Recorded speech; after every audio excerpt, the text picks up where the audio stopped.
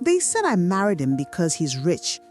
But what they didn't know is that I walked away from love long before the money ever came. I stood on the balcony of our Ikoyi penthouse, but all I could see was the 6 years I'd left behind with Femi.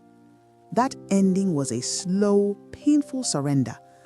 Richard was the antidote, calm, generous, and wrapped in the quiet confidence of the island's elite. He was a fresh start, not a replacement, but the weight of his world was already settling upon me. Our wedding was a spectacle, a fortress of flowers and Lagos high society. But the diamonds on my finger couldn't silence the whispers that followed me from the mainland. Gold digger. The labor clung to me like humid air, fueled by the glacial stares of Richard's mother and the tight smiles of his sisters. I hosted, I volunteered, I twisted myself into the shape they wanted.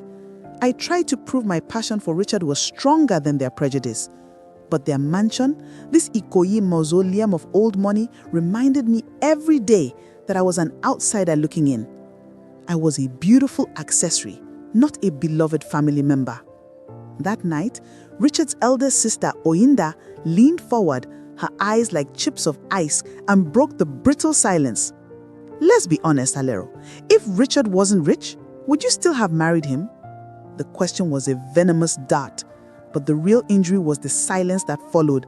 I looked at Richard, waiting for the defense I deserved, for the conviction I had always trusted. He looked down at his plate.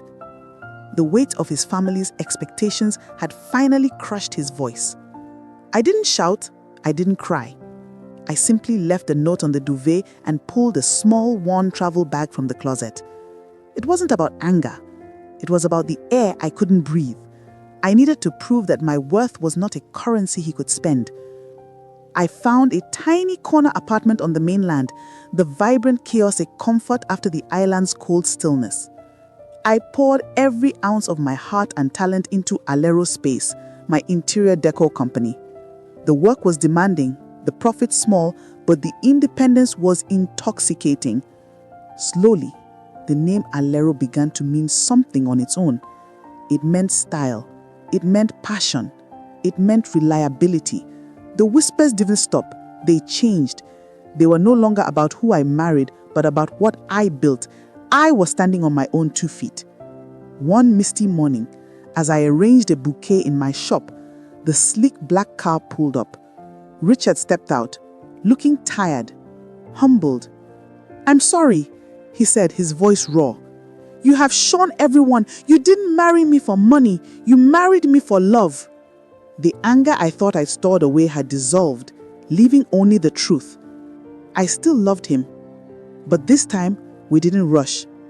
This time, when his family saw me, they didn't see Richard's wife, they saw Alero, a woman who defined her own worth, and that, finally, was enough.